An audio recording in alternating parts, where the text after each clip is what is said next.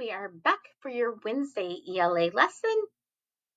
You're going to answer the warm-up question while I go through the rest of the warm-up page. It says, what change to be made in the second text? So read the second text box and then identify what change, if any, should be made.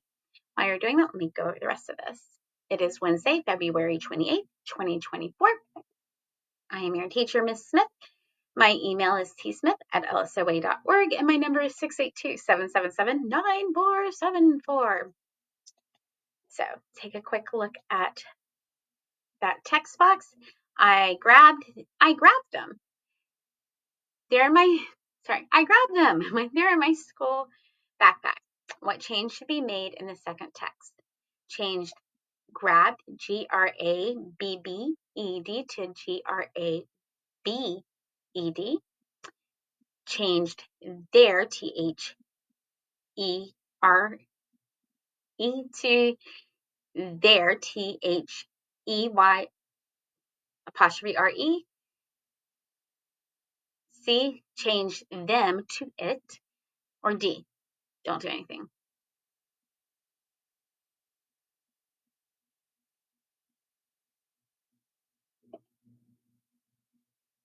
If you said B, you are correct.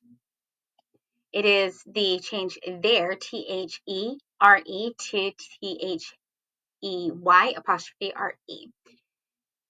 That T-H-E-R-E is like there. Hey, look over there. To the T-H-E-Y apostrophe R-E, which means they are, meaning like a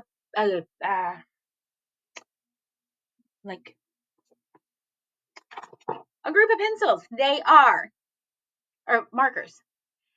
My markers, they are in my backpack. Instead of my markers are over there, which now they are over there. So you would change there. My markers are over there now to they are. My markers are in my backpack. They are in my backpack. So great job. Moving right along. Today we are continuing to learn about the parts, characteristics, and structures of poetry. We're doing this so we can identify the parts, characteristics, and structure of a poem to help us understand what that poem is saying. We know we've got it if we can utilize the characteristics and structure of a poem to evaluate the poem and help us understand what it is saying. Our vocabulary word, it would be lovely if I could think right. Our vocabulary words are poetry, a type of writing that expresses emotion and ideas using sound devices and figurative language. Remember, a poem does not follow all of the grammar rules that we are used to. Some poems do, and some poems do follow the grammar rules. They don't always follow them, or like in some parts they will, and other parts they won't. So if you think back to our lesson on Monday, there will be parts of the poem that will follow like a spelling structure, or spelling grammar rules, but maybe not sentence rules. So poetry does not follow every grammar rule that we know.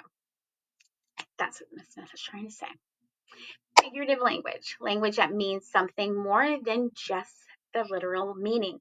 Like our example is saying, finding that needle in the haystack. If you look at the picture, the little boy is looking for like the needle in the haystack. Needle's very, very teeny tiny and small. And it's going to be virtually impossible to find in a big pile of hay. Just be like would be just as hard to find clean socks in Caleb Franklin's dirty bedroom sometimes. And so it'd be like finding a needle in a haystack. rhyme words that have the same end, words that end with the same sound. Box and box. So we talked about the parts of a poem. That line, the line is similar to a sentence. It's not exactly the same. We can make the connection just to form a reference. So a sentence begins with a capital letter, ends with a period, and has a is a complete thought. A line of a poem has is is similar. It looks similar in a lot of ways, but it is not in other ways. My dog does my homework. It's kind of like a complete thought. It looks similar, but it's not always going to follow the grammar rules, and it might not always be a complete thought. We can just wrap our brains around like a line is similar to a sentence where how it's structured. A stanza is a group of lines. We can kind of wrap our brains around how it is similar to a paragraph, just like how a paragraph is a group of sentences with one that are grouped together with one idea. Stanzas are groups of lines that are grouped together with an idea. Excuse me.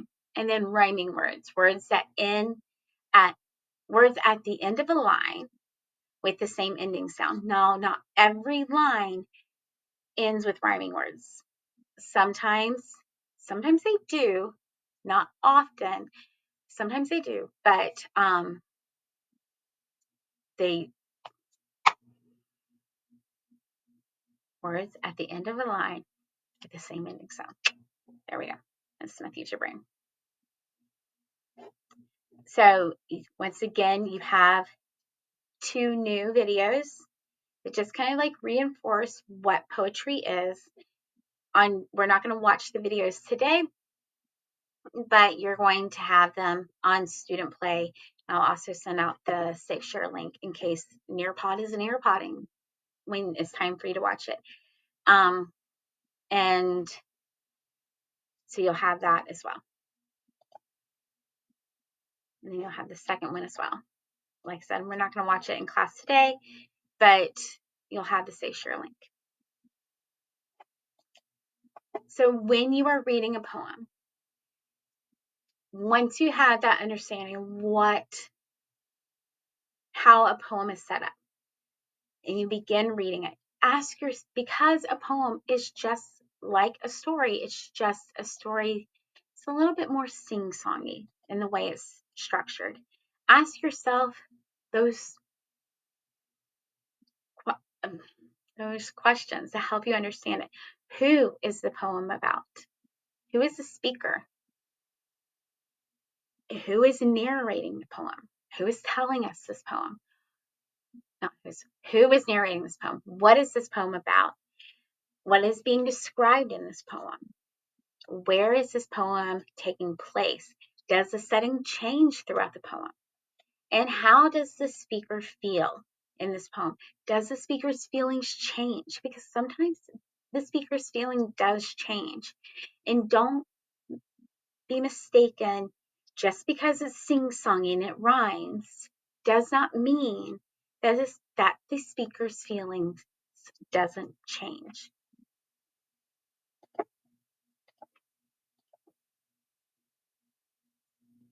So you're going to have, for the entire, where on Monday you had 2 poems and then you had your exit ticket.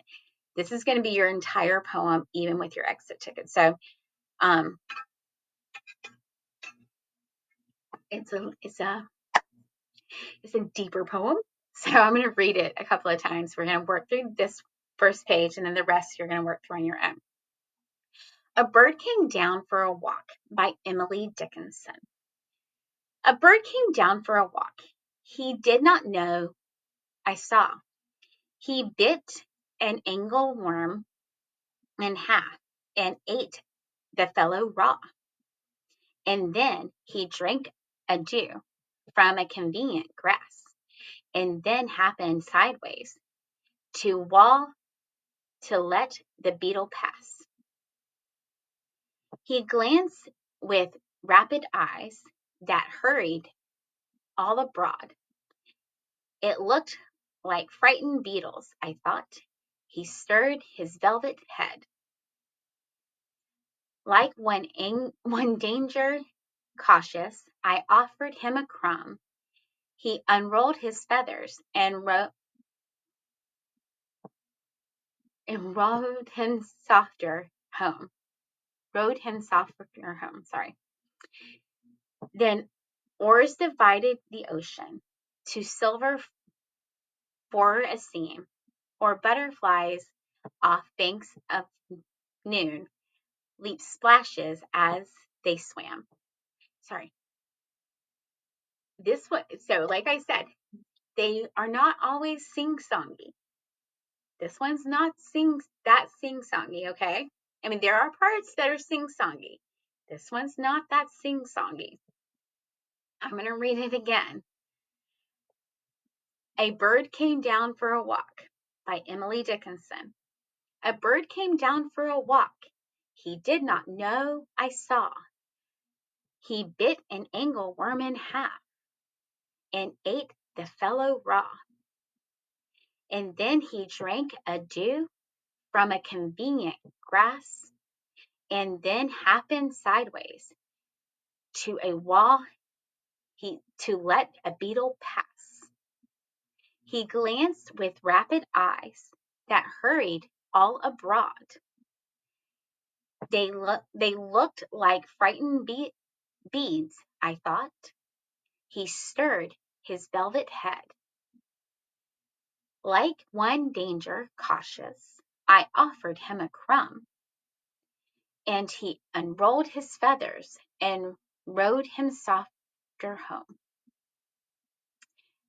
Then oars divided the ocean to silver for a seam, or butterflies off banks of noon leap splashes as they swam. I know. So let's look at these questions. In line 6 of the poem, the word convenient. All right, so here we go. It's a big one. The word convenient means being close by, being wet, removed from a location, being delicious. So let's go look. We're looking at line 6. So we see not every line is numbered for this one, but we have line 5. So if line 5 is right here, the line right under it is line 6. So we're going to start with line 5, then we'll read line 5, because when we need context clues, we need to read the lines around it. So we'll read line 5, line 6, and line 7. And then he drank a dew from a convenient grass. Here's our word, convenient. And then happened sideways. Let's just read the rest of that line, or that stanza. To the wall to let a beetle pass. All right. And then he drank a dew from a convenient grass. And then happened sideways to the wall to let the beetle pass. So, what in line 6 of the poem, the word convenient means being close by, being wet, removed from a location, being delicious.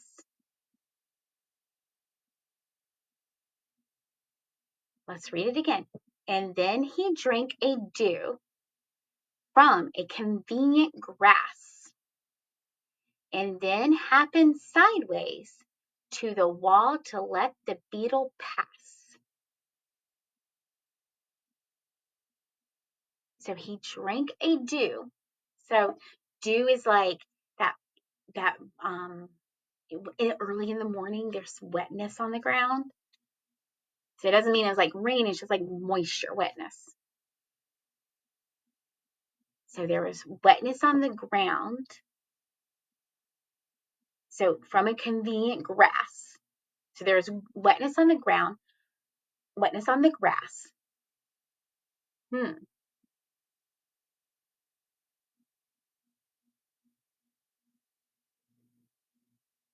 So let's look at our things. Being close by, being wet, removed from a location, being delicious. So we know dew means being wet. All right. Convenient. A bird came down the walk. He did not know I saw. He bit an angleworm in half and ate the fellow raw. And then he drank a dew from a convenient grass. So he ate the worm. Like he ate it. And he's like, man, I'm so thirsty. I just ate that worm. I'm so thirsty. Oh, look, there's some drink right here. How lucky am I?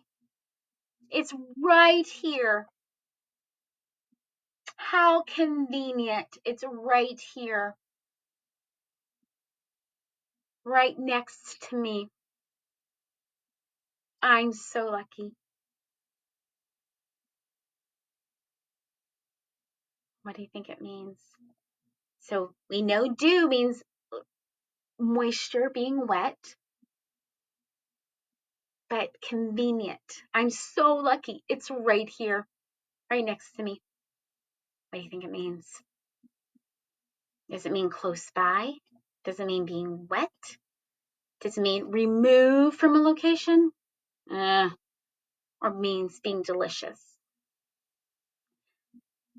I'm going to go ahead and just get rid of remove from a location. I know it doesn't mean that. Being delicious. So it doesn't say anything about like it being yummy.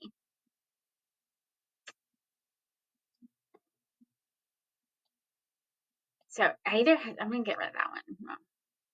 So it's either being close by or being delicious. What do you think? Let's look at that again. A bird came down the walk. He did not know I saw. He bit an angleworm in half and ate the fellow raw. Yum, yum, yum, yum, yum. And then he drank the dew. I'm so thirsty. I just ate that whole worm. Yum. From a convenient dew. Oh, how lucky am I? There's some drink right here. I'm so lucky. It's right here. It's convenient to me right here. And then happened sideways to the wall to let a beetle pass. Does convenient mean being wet or close by? So we know dew is wet, but convenient. If you're thinking close by, you are correct. Why is stanza, lines 1 through 4, important to the poem? Answer using complete sentences. So here we have,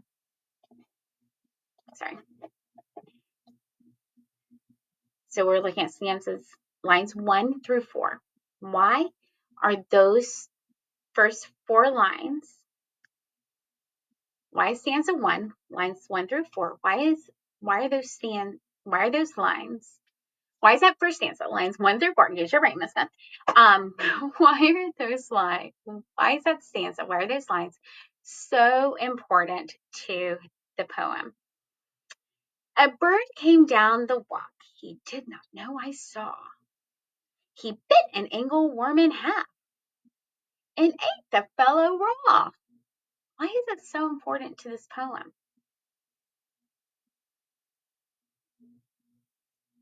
So this one you're going to answer. So this is a short response. Why do you think it's important? Sorry. And like I said before, it's easier to just hit the T and type your answer in. So this one is really an inferencing question. But why do you think it's so important? So stanza 4. So this is line 13 through 16. So we're looking at stanza 4.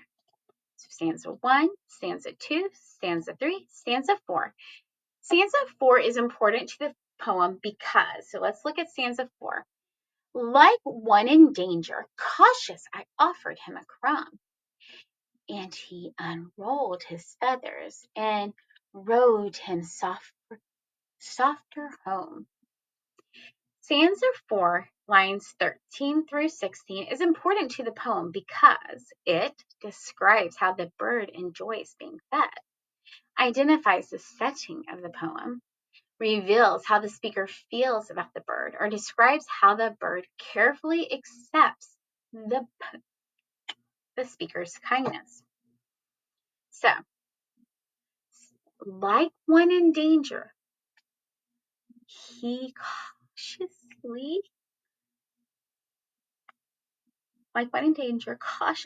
I offered him a crumb. He unrolled his feathers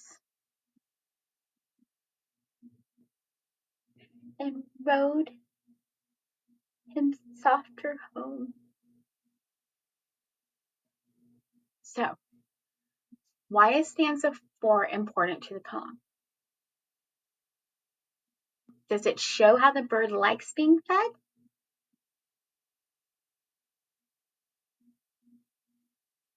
Is it showing us the setting? Does it reveal how the speaker feels about the bird, or describe how carefully the bird accepts the speaker's kindness?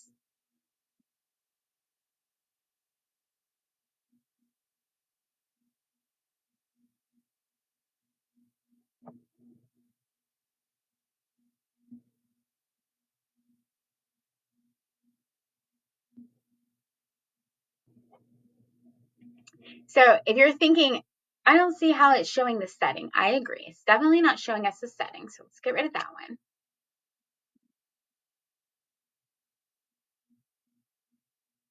So then we have describes how the bird enjoys being fed, reveals how the speaker feels about the bird, or describes how the bird carefully accepts the speaker's kindness.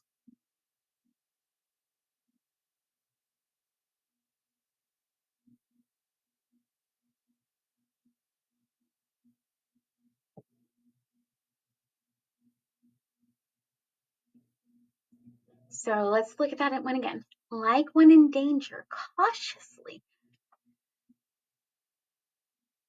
I offered him a crumb. Here you go, little one. He unrolled his feathers. I'm a little bird now, just in case you didn't know I was his little bird. He unrolled his feathers and rolled him softer home. So, is it showing how the bird is enjoying being fed? It's bird like, yay, yeah, feeding me. Like, cautiously, yeah. When you're using the word cautiously, it's definitely not showing how you're enjoying something. So let's go ahead and knock that one out. So we have either C or D. What are your thoughts? I'm going to stop right here and you mark from here. So read lines 9 through 11 from the poem. Which of these does the poet use to help the reader understand what the bird's eyes look like? So, and we have 9 through 11 right here, but I'm going to read it right here because it will, excuse me, it's a little bit larger. He glanced with rapid eyes. Sorry. rapid eyes. You can see them. Rapid eyes, rapid eyes. He glanced with rapid eyes that hurried all abroad. They looked like frightened bees. I thought. He stirred his velvet head. Which of these does the poet use to help the reader understand what the bird's eyes look like?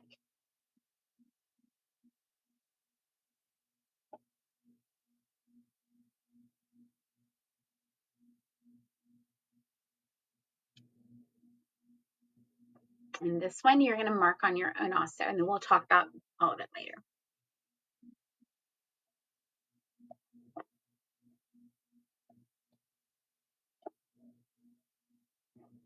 And then you'll read the poem again, finish answering these questions, and then this is your exit ticket. What is the point of view that the poet uses in this poem? Use details from the poem to explain how you know using complete sentences. This is an extended response, so use complete sentences. 4. All right. When it says use details from the poem, I need complete sentences. All right, my friends? You've got this. If you need help, come to open office. I'm here to help you. Love you all. Hasta la vista.